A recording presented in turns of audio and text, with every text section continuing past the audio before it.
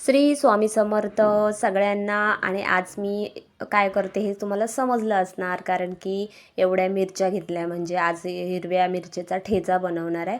आणि खूप दिवस झाले ठेचा खाला नाही, आणि एवढ्या साड्या मिरच्या घेतल्या त्या आधी तव्यावरती मस्तपैकी भाजून घेतल्या, आणि लसणीच्या 10-12 पाकळ्या. ठेच्यामध्ये लसूण खूप छान लागते, आणि जरासं तेल आणि त्याच्यात जरासं जिरं टाकून कांदा जरा तेलामध्ये फक्त जरा वाफवून घेतलं, कारण की जास्त कांदा भाजायचा नाही आपल्याला, कारण की तो जास्त कांदा भाजला की टेस्ट राहत नाही ठेच्याला म्हणून. आणि जर असं तेलामध्ये फक्त परतून घेतलं, कारण की मिरची वगैरे जास्त असं तिखट लागत नाही म्हणून.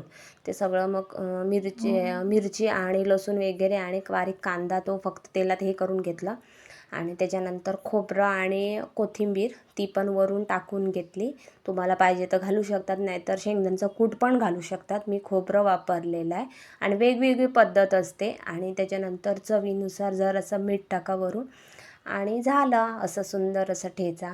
आणि त्याच्यानंतर ठेचा असला की भाकरीही पाहिजेच.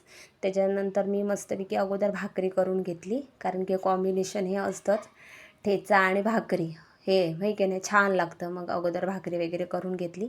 आणि त्याच्यानंतर मी मुलाने मला हे ठेचा बघितला बनवते ते, आणि तो आधीच मला सांगितलं त्याने की मम्मा मला काय हे नको आहे. मी म्हटलं बाबा तुला हे देतच नाही मी, म्हणून त्याला मग आमलेट घालून दिलं.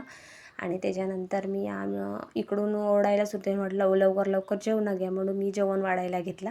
आणि अशी काही थाळी मी माझी मस्तपैकी जेवण. आणि अगोदरच मी ठेचा बनवायच्या आधीच मी झुणका केलेला बेसनचा, तो पण चांगला लागतो म्हणून. आणि ठेचा, झुणका, भाकरी आणि त्याच्यावर कांदा वगैरे, आणि असा मस्तपैकी जेवण.